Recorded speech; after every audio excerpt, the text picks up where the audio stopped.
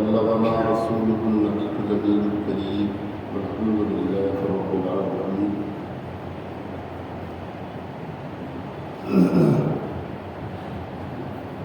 خواجہ ہند کو دربار ہے اعلیٰ تیرا، خواجہ ہند کو دربار ہے اعلیٰ تیرا، کبھی محروم نہیں مانگنے والا تیرا. محی الدین غوث ہیں اور خواجہ معین الدین ہیں، پھر حسن کیوں نہ ہو محفوظ عقیدہ تیرا. محترم حاضرین سامعین، آج کے جمعۃ المبارکہ کے تقریب کا عنوان سیرت خواجہ غریب نواز ہے.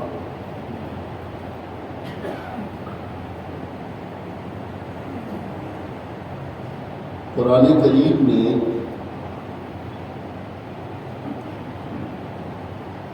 احسان کے بدلے احسان ہے کہہ کر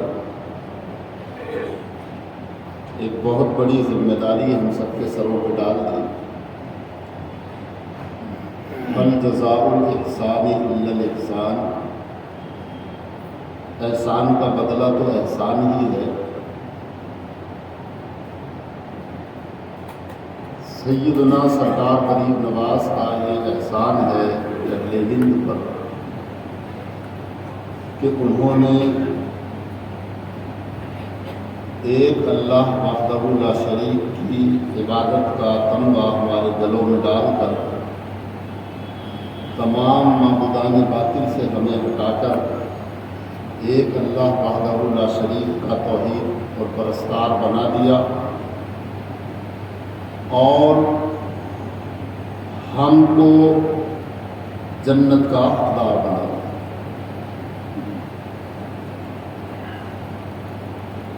اسلام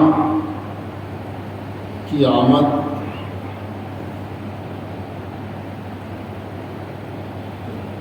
سب سے پہلے کون سا مذہب دنیا میں آیا؟ تو ظاہر ہے کہ دنیا کے پہلے انسان حضرت آدم علیہ السلام ہیں اور ان کے ساتھ اللہ نے جس دین کو بھیجا وہ اسلام ہے. تو اسلام سب سے پرانا اور سب سے قدیم دین ہے. اس کے بعد انبیاء کرام آتے رہے، اس کی تبلیغ فرماتے رہے. ہر زمانے میں ہر دور میں الگ الگ تقاضے تھے، انہی کے مطابق اسلام کے احکام نازل ہوتے رہے. لوگ ان پر عمل کرتے رہے، اپنے پروردگار کے قریب ہوتے رہے اور دنیا سے جاتے رہے. 1,24,000 یا تقریباً 2 لاکھ انبیاء کرام علیہم السلام اس دنیا میں جلوہ فروز ہوئے اور انہوں نے جو ذمہ داری تبلیغ دین کی رب نے ان کے سپرد فرمائی تھی، اس ذمہ داری کو احسن طریقے سے نبھایا اور اللہ کا وہ دین جو ان کو دیا گیا تھا، جو ان کے پاس امانت تھا، وہ اس کے بندوں تک پہنچا دیا.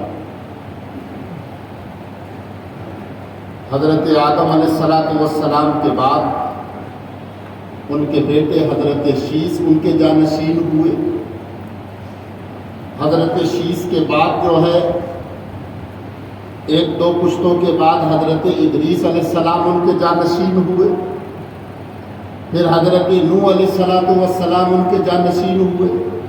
ایسے ہی درجہ بدرجہ جو ہے پھر حضرت ابراہیم علیہ السلام کا زمانہ آیا، پھر حضرت اسماعیل علیہ السلام کا زمانہ تھا، حضرت اسحاق کا زمانہ تھا، پھر حضرت یعقوب کا زمانہ آیا، پھر حضرت یوسف کا زمانہ آیا علیہ السلام، پھر حضرت ایوب کا زمانہ آیا علیہ السلام.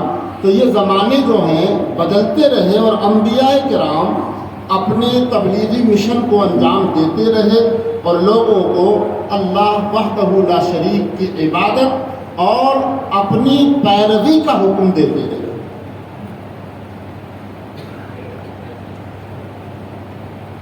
یاد رہے کہ اللہ کی اطاعت کی جا سکتی ہے، اتباع نہیں۔ اللہ کی اطاعت تو کی جا سکتی ہے، اطاعت کا معنی ہے حکم ماننا، اور اتباع کا معنی ہے کسی کے قدم بقدم چلنا، جیسا وہ کرے ویسا کرنا۔ اور اللہ تبارک و تعالی اس سے پاک ہے کہ کوئی اس کی اتباع کرے۔ اسی لیے قرآن میں جہاں بھی اللہ تبارک و تعالی کے دین کو ماننے کا ذکر آیا، وہاں اطیعوا اللہ و اطیعوا الرسول، اور جب اتباع کی بات آئی تو فرمایا قل ان کنتم تحبون اللہ فاتبعونی یحببکم اللہ۔ یہ نہیں کہا کہ فاتبعوا اللہ، اے لوگوں، اے محبوب تم فرماؤ ان کنتم تحبون اللہ، اگر تم اللہ کے محبوب بندے بننا چاہتے ہو، اللہ کے پیارے بننا چاہتے ہو، اللہ کے جو ہے پسندیدہ بندے بننا چاہتے ہو، اللہ تبارک و تعالی کے قریب قرب خاص میں رہنے والے بندے بننا چاہتے ہو، فاتبعونی، تو میری اتباع کرو، میری پیروی کرو، میرے نقش قدم پہ چلو۔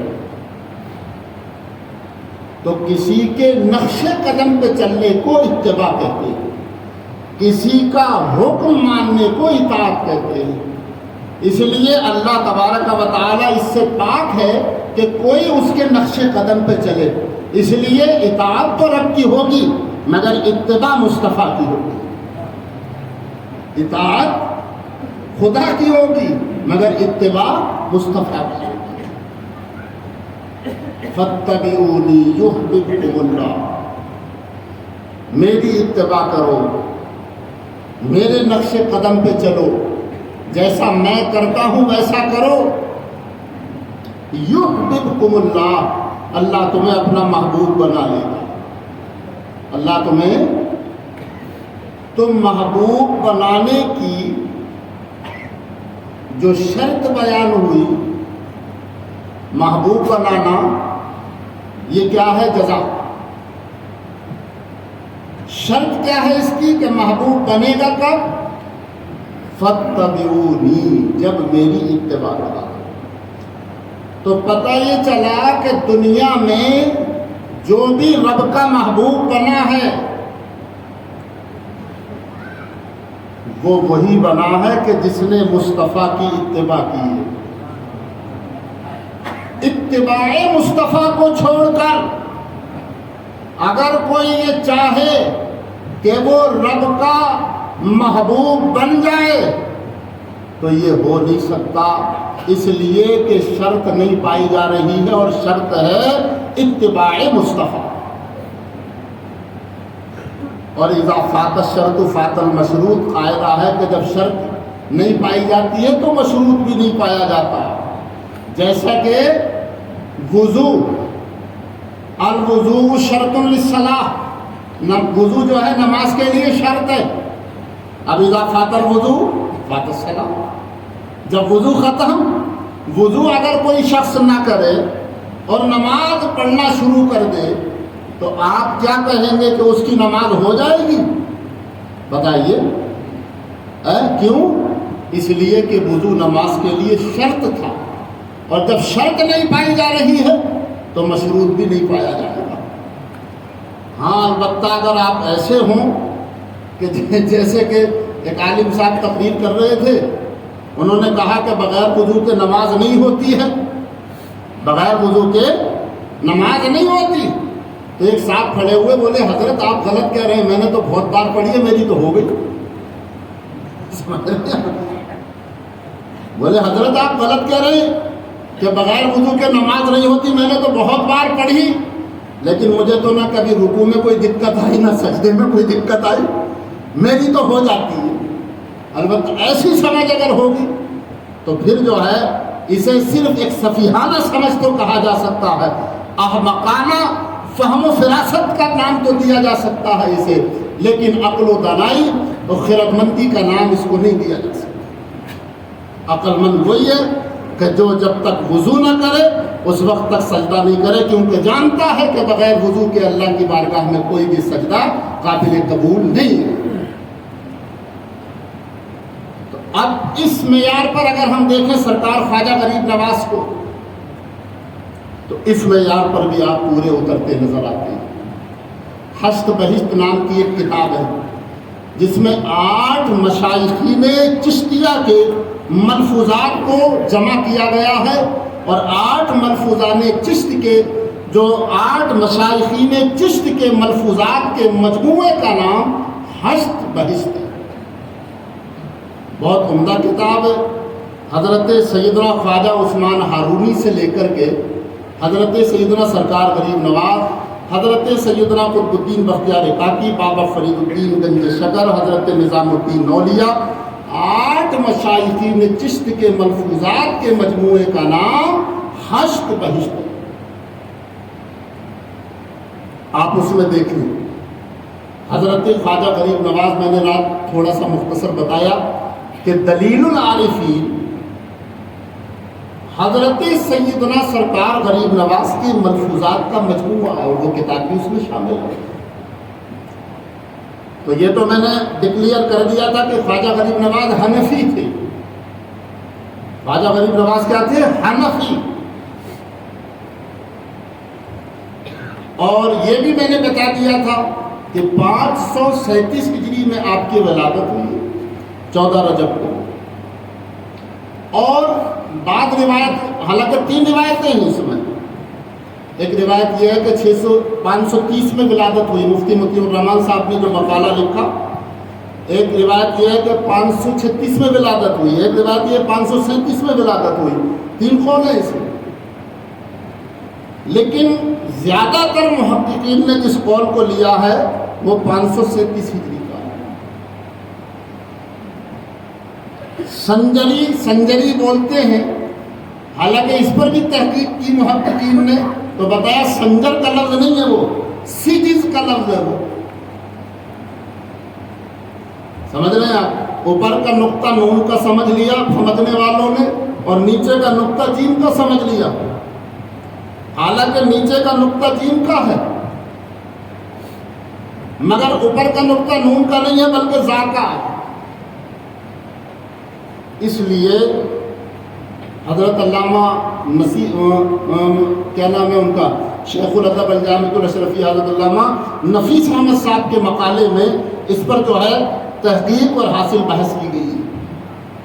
بہرحال خلاصہ کلام یہ ہے کہ آپ کی ولادت جو ہے ایران میں ہوئی ہے، سیستان کا جو علاقہ ہے، اور اس کے بعد آپ خراسان آ کر کے بس گئے تھے۔ کیا ہے؟ آپ کے والد حضرت سید غیاث الدین آپ کے والد کا نام ہے، آپ کی والدہ کا نام بی بی ام الورا فاطمہ امۃ الجبار۔ سمجھ رہے ہیں آپ؟ 15 سال 551 ہجری کا سال تھا کہ آپ کے والد حضرت سید غیاث الدین علیہ رحمۃ و رضوان اپنے رب حقیقی سے جا ملے۔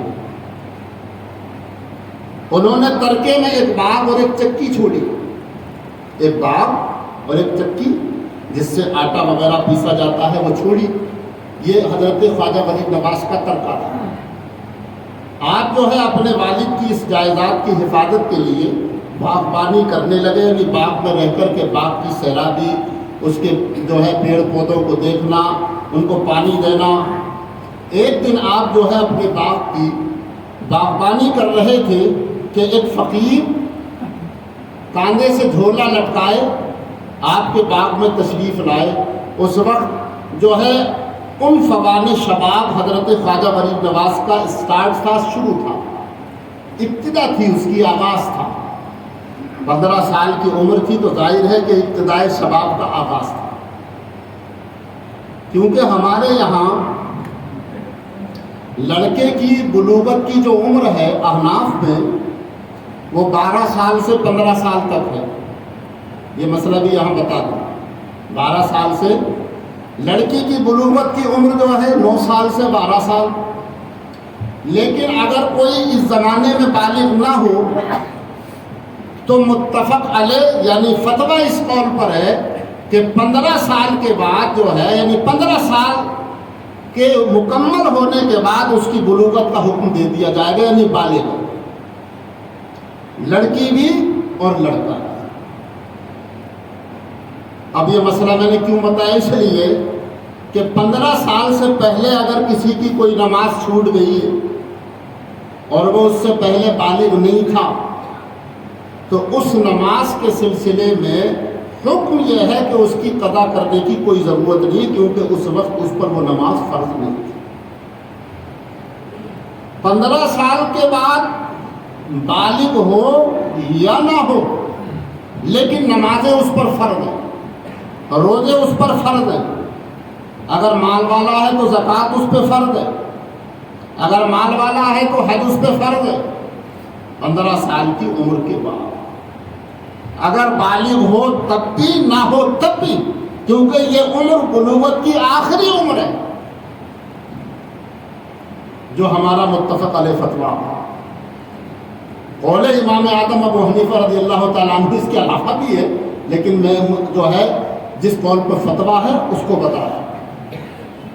تو اس لیے اگر کسی شخص کی 25 سال کی عمر ہے، کسی کی 40 سال کی عمر ہے اور 15 سال اگر نماز پڑھتے ہوئے ہو گئے تو سمجھ لو 10 سال کی نمازیں اس پر قضا ہیں۔ سمجھ رہے ہیں آپ؟ 10 سال کی نمازیں اس پر قضا ہیں اور وہ 10 سال کی نمازوں کو قضا ادا کرے۔ کوئی شخص جو ہے 50 سال کا ہو گیا اور 20 سال کی عمر سے نماز پڑھ رہا ہے تو 30 سال نماز پڑھتے ہوئے ہو گئے، 5 سال کی نمازیں قضا ہیں، ان کی قضا کو ادا کرے۔ قضا کو کیا کرے؟ ادا کرے۔ اور یاد رکھیں نمازوں کا فدیے کا حکم بھی اس وقت ہے جبکہ آدمی اس حال کو پہنچ جائے کہ اب اس کی صحت ممکن ہی نہ ہو، اور وہ بھی اس زمانے کا کہ جس زمانے کی بحالت مجبوری اس کی نمازیں چھوٹی ہیں۔ حالانکہ اگر خوشی خواہ بھی نمازیں چھوڑی ہیں تو ان کا بھی فدیہ دیا جا سکتا ہے، مگر یہ فدیہ دیا اس وقت جائے گا جب وہ اس حالت کو پہنچ جائے گا کہ اب ان کی قضا کرنا اس کے لیے ممکن ہی نہ ہو۔ شیخ فانی، اب اگر کسی نے اپنی آخری نمازوں کا یا نمازوں کا فدیہ دے دیا، سمجھ رہے ہیں آپ، اور پھر صحت یاب ہو گیا تو وہ فدیہ نفل ہو جائے گا، پھر سے وہ نمازوں کو قضا کرنا پڑے گا، روزوں کی قضا رکھنی پڑے گی۔ لہذا مطلب یہ ہے کہ نماز روزے کو لوگوں نے بالکل ہلکا سمجھ لیا۔ جس کی جب طبیعت چاہی نماز پڑھ لے کو تو پڑھ لی، نہیں طبیعت چاہی تو بستر پہ لیٹا سو گیا، صبح پوچھا صبح اٹھا ہی نہیں، پوچھا کہ صبح فجر نہیں پڑھی کہ ہاں آنکھ نہیں کھلی، رات کو کہہ رہے بڑی جلدی نیند آ گئی، عشاء پڑھنے کی سوچ تو رہا تھا لیکن مطلب نیند نے مہلت ہی نہیں دی، سو گیا۔ نماز روزے کا کوئی معمولی مسئلہ نہیں ہے۔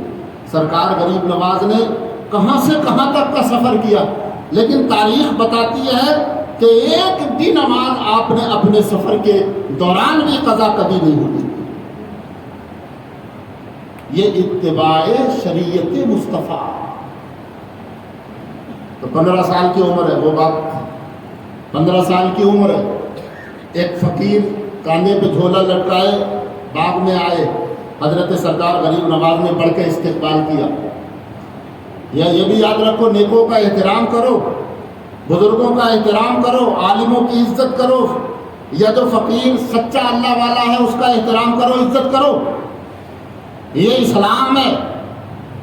ان کی عزت ان کے آدمی ہونے کی حیثیت سے نہیں ہے بلکہ نیک ہونے کی حیثیت سے ہے، دیندار ہونے کی حیثیت سے ہے، اللہ اور رسول قرآن و سنت کا علم ان کے سینے میں ہونے کی حیثیت سے ہے، اتباع شریعت مصطفیٰ کی حیثیت سے ہے، ان کا احترام۔ حضرت خواجہ غریب نواز نے بڑھ کے استقبال کیا، ان کو بڑی اعزاز و تقریم کے ساتھ بٹھایا اور اپنے باغ سے چنندہ انگور کے خوشے توڑ کے ان کی خدمت میں پیش کیے. آپ نے انگور کھائے، فرمایا بڑے عمدہ انگور ہیں آپ کے باغ کے. پھر فرمایا تم نے جب ہماری خدمت جاری کی ہے، خدمت ہماری تم نے کی ہے، تو اب بدلے میں ہم بھی تمہیں کچھ دینا چاہتے ہیں. تو ایک سو کا ٹکڑا جو ہے روٹی کا آپ نے اپنے جھولے سے نکالا. آج تو اگر کسی کو دیا جائے تو کہیں گے فقیر مجھ سے مذاق کر لیتا، یہ کوئی ٹکڑا کھانے کا ہے. لیکن کہتے ہیں حضرت ابراہیم قندوزی جو درویش تھے، جو مرد قلندر تھے، ان کا نام حضرت ابراہیم قندوزی تھا. فرمایا لو یہ ٹکڑا ہماری طرف سے جو ہے تمہاری خدمت میں نظر ہے، اسے چبا لو. جب چبایا تو ٹکڑا حلق جب منہ میں رہا جب تک تو اثر نہیں، لیکن جب حلق کے نیچے گیا تو اب جو ہے عالم عجیب ہو گیا. اس ٹکڑے نے یہ اثر کیا کہ اب جو ہے دنیا سے بالکل دل اچاٹ ہو گیا. آپ نے وہ والد کا باغ بھی جو ہے بیچا، اور وہ چکی جو والد نے ترکے میں چھوڑی تھی وہ بھی بیچی، اور سارا مال جو ہے فقیروں پہ تصدق کرنے کے بعد، اور پھر آپ نے جو ہے علم شریعت حاصل کرنے کے لیے جو ہے سفر شروع کیا. 3 استاد میں نے بتایا حضرت خواجہ غریب نواز کے تھے، لیکن زیادہ تر 2 ہی استاد مانتے، حضرت علامہ حسام الدین اور حضرت علامہ شرف الدین علیہ رحمۃ اللہ. اس کے بعد آپ نے جو ہے 552 یا اس کے کچھ بعد آپ نے علم شریعت 552 میں علم شریعت حاصل کرنے کی ابتدا کی، اور 5 سال میں تمام ظاہری علوم سے فارغ ہو کر اب آپ کو تلاش ہوئی ایک پیر کامل کی کہ جو ہے روحانیت اور جو اندرونی اور صفائے باطن کا فریضہ انجام دے. اس وقت حضرت سیدنا عثمان ہارونی رضی اللہ تعالیٰ عنہ کے علم و فضل، تقوی و طہارت کا بڑا شہرہ اور بڑا چرچا تھا. نشاپور کے قریب ہارون آباد ایک قصبہ ہے، وہاں آپ جلوہ فرما ہیں. اشارہ غیبی پا کر حضرت سرکار غریب نواز ان کی بارگاہ میں گئے، اور انہوں نے فرمایا 2 رکعت نماز پڑھو. 2 رکعت نماز پڑھی، پھر فرمایا سورہ بقرہ پڑھو. سورہ بقرہ پڑھی، پھر فرمایا 1000 مرتبہ جو ہے یہ سبحان اللہ پڑھو. جو انہوں نے وظائف دیے وہ سب پورے کیے، وہ میں بتا چکا ہوں. اور پھر اس کے بعد میں ایک مدت کے بعد جب حضرت سرکار غریب نواز اس کی تکمیل کر کے حاضر خدمت ہوئے تو فرمایا آنکھ بند کرو. آنکھ بند کی، فرمایا کہاں تک دیکھتے ہو؟ کہا 7 آسمان دیکھ رہا ہوں. فرمایا آنکھ بند کر کے نیچے دیکھو. کہاں تک دیکھتے ہو؟ کہا 7 زمینیں دیکھ رہا ہوں. فرمایا ابھی یہ وظیفہ اور لو اور پڑھو. پھر وظیفہ کرایا. وظیفہ کرانے کے بعد پھر فرمایا جب آپ حاضر بارگاہ ہوئے اس کی تکمیل کے بعد تو فرمایا یہ کیا ہے؟ کیا دکھ رہا ہے آپ کو؟ تو کہا حضور، فرمایا بتاؤ کیا ہے یہ، کیا دکھ رہا ہے؟ تو کہا حضور اس میں تو میں اللہ تبارک و تعالیٰ کی ساری کائنات دیکھ رہا ہوں. کیا دیکھ رہا ہوں؟ پوچھنے والا حضرت خواجہ عثمان ہارونی اور اپنی زبان سے کہنے والا سرکار غریب نواز جیسی عظیم ہستی. اب کس کی مجال ہے کہ انکار کر سکے؟ 2 انگلیوں میں خدا کی ساری کائنات نظر آ جائے، یہ عقل میں آنے والی بات ہے؟ لیکن کرامت اسی کو کہتے ہیں کہ جو عقل میں نہ آئے. فرمایا اب میں خدا کی ساری کائنات دیکھنا ان 2 انگلیوں میں. آپ اٹھائے ہوئے تھے. فرمایا دیکھو کیا دیکھ رہے ہو اس میں؟ کہا حضور خدا کی ساری کائنات. سمجھ رہے ہیں آپ؟ اور اللہ والے کے لیے خدا کی ساری کائنات 1 قدم سے بھی کم ہے. سمجھ رہے ہیں آپ؟ وہ جو بزرگوں نے فرمایا ہے، تصوف کی کتابوں میں لکھا ہے کہ ساری روح زمین ولی کے 1 قدم کے برابر ہے. تو حضرت سیدنا یحییٰ منیری علیہ رحمۃ و رضوان جو ہے قدم اٹھاتے پیچھے کھینچ لیتے، قدم اٹھا رہے پیچھے کھینچ رہے. تو ان کے پیر صاحب نے کہا کہ بھئی ایسا کیوں کر رہے ہو، قدم بڑھاؤ. تو کہا حضور میں بزرگوں کے ارشاد کی جو ہے، بزرگوں نے جو ارشاد فرمایا ہے کہ اللہ کی ساری زمین جو ہے، ساری روح زمین ولی کے ایک قدم کے برابر ہے، تو میں یہ دیکھ رہا ہوں کہ یہ قول مطلب یہ ہے کہ اس کی صداقت دیکھنا چاہتا ہوں، لیکن میں جب قدم بڑھا رہا ہوں تو اللہ کی زمین سے نکل جا رہا ہے، اس لیے پیچھے کھینچ رہا ہوں. مجھے تو قدم رکھنے کے لیے پانی کے سوا کچھ جو ہے کچھ بھی نہیں مطلب یہ مل رہا ہے جس پہ قدم رکھوں پانی کے سوا. سمجھ رہے ہو؟ تو یہ سرکار غریب نواز رضی اللہ تعالیٰ عنہ. پھر اس کے بعد میں انہوں نے کہا تم کامل ہو گئے. وہ مکہ لے گئے، مدینہ شریف لے گئے، حاضر بارگاہ مصطفیٰ ہوئے. وہاں سرور کونین صلی اللہ علیہ وسلم کی بارگاہ میں حضرت معین الدین کو پیش کیا. فرمایا حضور یہ میرا بیٹا ہے، آپ اسے قبول فرما لیں. آپ کی بارگاہ میں لائے.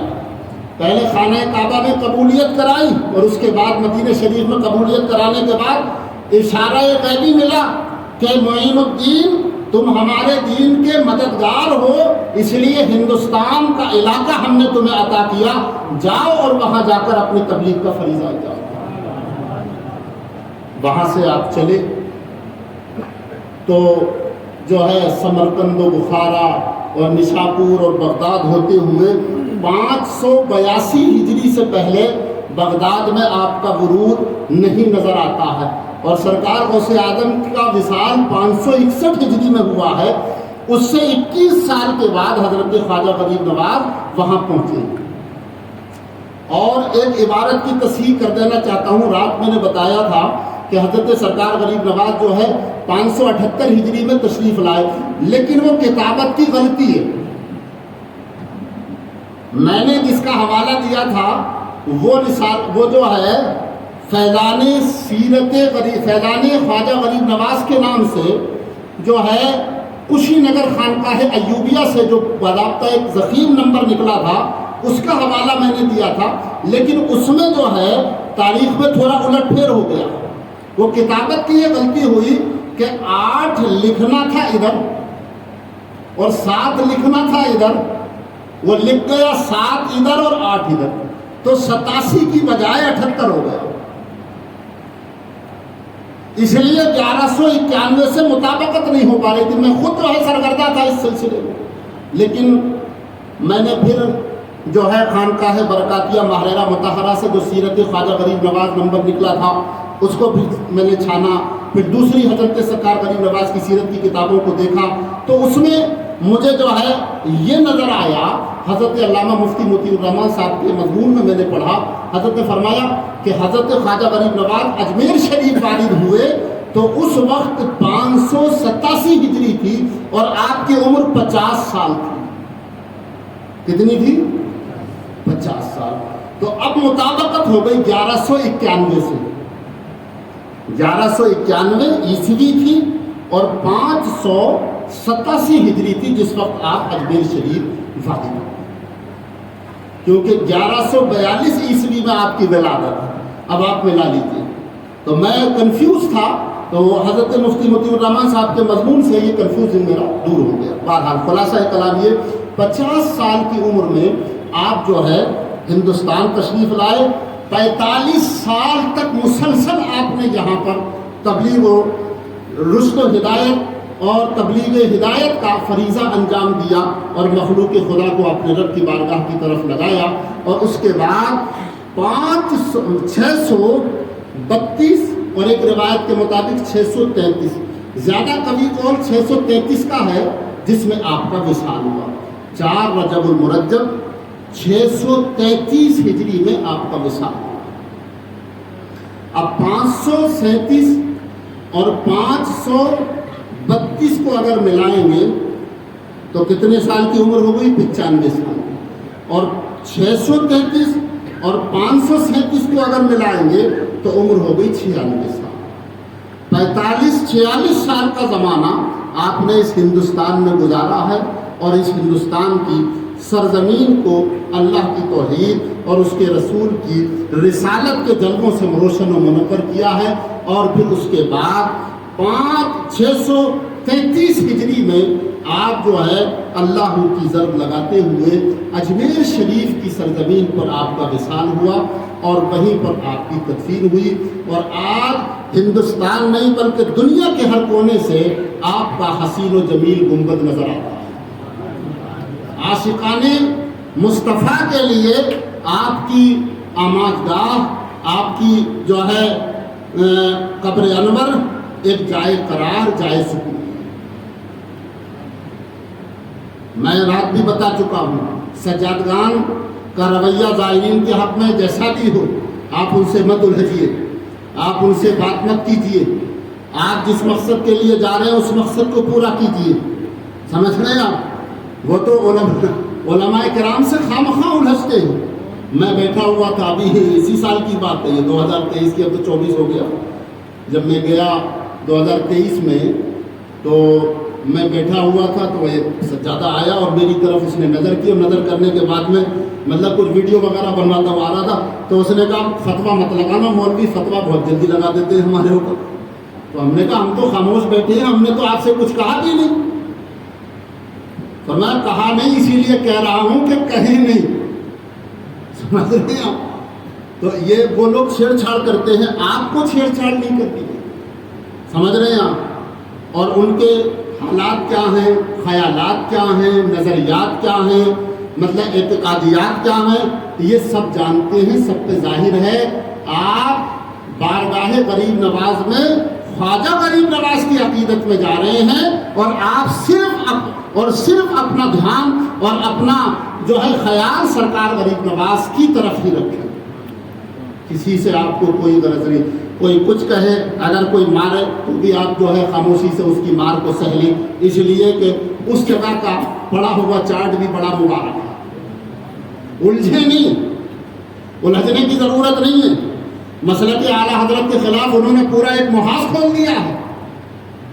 تبلیغی جماعت کا جمعیت علماء ہند کا جو مطلب یہ ہے کہ بہت بڑا اجتماع ہوا، کتنے سجادگان نے اس کے اسٹیج پر بیٹھ کر کے وہاں پر مطلب یہ ہے کہ دیوبندی جماعت کا ساتھ دیا اور اعلان کیا کہ آج سے جو ہے بریلوی جماعت کا بائیکاٹ ہے، یہاں سے سلام مصطفیٰ جان رحمت پناہ کو سلام پڑھنے پہ پابندی ہے، سمجھ رہے ہیں آپ؟ ہاں، اور میں کیا بتاؤں، بہرحال میرے کہنے کی بات نہیں، سب جانتے ہیں، اس لیے ان سجادوں سے الجھنے کی آپ کو ضرورت نہیں ہے۔ آپ کا مقصد ہے سرکار غریب نواز کی بارگاہ کی حاضری، اور آپ جو ہے عقیدت اور محبت سرکار غریب نواز کی اپنے دل میں رکھتے ہیں، اور اسی عقیدت و محبت میں گئے ہیں، نہ ان کے جو سجادہ ہیں ان کے۔ ہاں، اس لیے آپ اپنے مقصد پر نظر رکھیے۔ آپ کا مقصد ہے بارگاہ غریب نواز سے فیض کا حصول، اور آپ اس فیض کو جو ہے بڑی خاموش نگاہوں سے لے کر کے آ جائیے اور اس فیض کو پھر لٹائیے۔ یاد رکھیے، میں نے بتایا تھا رات بھی، لیکن پھر اس کو دہراتا ہوں، اعلیٰ حضرت امام اہل سنت اور پورا خانوادہ رضا بارگاہ خواجہ غریب نواز میں آج بھی عقیدتوں کا خراج پیش کرتا ہے، اور آج بھی ان کی بارگاہ میں محبتوں کے نذرانے پیش کرتا ہے۔ قائد ملت حضرت علامہ اسد رضا خان صاحب قبلہ دامت برکاتہم العالیہ والقدسیہ کا اس سال بھی بارگاہ غریب نواز میں خراج عقیدت آ گیا ہے۔ جس کی طبیعت چاہے پڑھ سکتا ہے، وہ ہم سے کیسا ہی وہ رکھے، لیکن ہمیں عقیدت ان سے نہیں ہے، ہمیں عقیدت جو ہے خواجہ غریب نواز سے ہے، اور ان کی عقیدت ہمیشہ ہمارے ساتھ ہے، ہمیشہ ان سے عقیدت و محبت ہمارے جو ہے یہ یوں سمجھ لیجیے کہ ہماری زندگی کا حصہ ہے، ان سے عقیدت و محبت۔ بہرحال خواجہ غریب نواز نے جس مشن کو شروع کیا، ان کے دیوانے، ان کے پروانے، ان کے مستانے، ان کے چاہنے والے اس مشن کو زندہ کیے ہوئے ہیں، اور انشاءاللہ اس مشن کو ہمیشہ زندہ رکھنا ہے۔